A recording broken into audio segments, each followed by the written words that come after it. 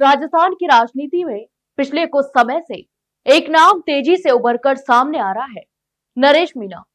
खासकर हड़ौती क्षेत्र में उनके प्रभाव का दायरा लगातार बढ़ रहा है। राजनीतिक विश्लेषकों का मानना है कि आने वाले दिनों में यह प्रभाव न केवल स्थानीय राजनीति को हिला सकता है, बल्कि 2028 के विधानसभा चुनाव में पूरे पूर्वी राजस्थान की सियासत की दिशा और दशा बदलने की क्षमता भी रखता है। आपको बता दें कि हाड़ौती में कुल 17 विधानसभा सीटें हैं, जिनमें से 14 सीटों पर नरेश मीणा का सीधा प्रभाव देखा जा रहा है। छबड़ा और अंत उपचुनाव में उनके चुनाव लड़ने के बाद यह तो स्पष्ट हो गया है कि उनके समर्थन आधार में तेजी से वृद्धि हो रही है। इन 14 सीटों पर वे प्रत्यक्ष रूप से वोट ट्रांसफर कराने, माहौल बनाने और चुनावी समीकरण बदलने में सक्षम माने जा रहे हैं। वहीं बाकी 3 सीटों पर भी उनका प्रभाव किसी खास उम्मीदवार को जिताने या हारने में निर्णायक भूमिका निभा सकता है। कुछ लोगों का मानना है कि अगर नरेश मीणा 2028 में हड़ौती की सीटों पर रणनीतिक तरीके से चुनावी लड़ाई लड़ते हैं, तो ऐसा बड़ा उलटफेर देखने को मिल सकता है, जिसकी अभी तक किसी राजनीतिक दल या नेता ने कल्पना भी नहीं की है। अंत उपचुनाव के दौरान उनके द्वारा अप्रत्याशित जन समर्थन ने यह संकेत दे दिया है कि क्षेत्र में जनता उन्हें एक प्रभावशाली और वैकल्पिक नेतृत्व के रूप में देख रही है।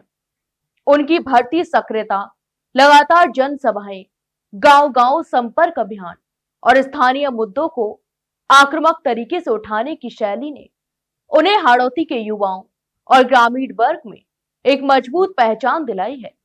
और यह भी कहा जा रहा है कि वे प्रदेश की पारंपरिक भाजपा कांग्रेस राजनीति से हटकर तीसरे विकल्प के चेहरे के रूप में उभर सकते हैं। हाड़ौती के बाद पूर्वी राजस्थान भी उनके प्रभाव का प्रमुख क्षेत्र माना जाता है। टोंक, दौसा, करौली और सवाई माधोपुर जैसे जिलों में मीणा समाज का बड़ा जनाधार है और नरेश मीणा यहाँ पहले से ही अपनी संगठनात्मक क्षमता और राजनीतिक सक्रियता के लिए जाने जाते हैं। इन क्षेत्रों को उनकी कर्मभूमि भी कहा जाता है, जहां वे लंबे समय से जमीनी स्तर पर काम करते आए हैं।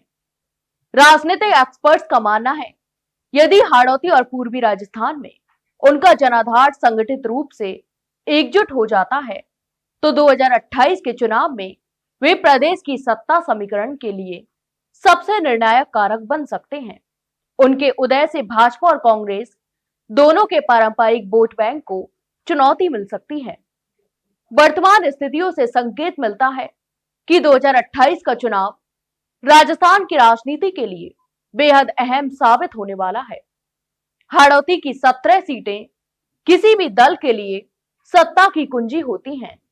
यदि नरेश मीणा इन सीटों पर अपने प्रभाव का पूर्ण उपयोग करते हैं, तो प्रदेश में राजनीतिक परिदृश्य पूरी तरह बदल सकता है। स्थानीय लोगों के अनुसार नरेश मीणा की लोकप्रियता हर दिन बढ़ रही है और जनता उन्हें एक नए नेतृत्व के रूप में भी देख रही है।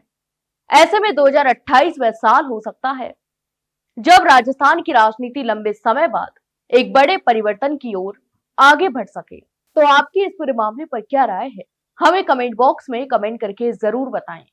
वहीं वीडियो को लाइक और शेयर जरूर करें और हाँ, चैनल को सब्सक्राइब करना ना भूलें। फिलहाल के लिए इतना ही, जल्द मिलते एक नई जानकारी के साथ। तब तक के लिए नमस्कार।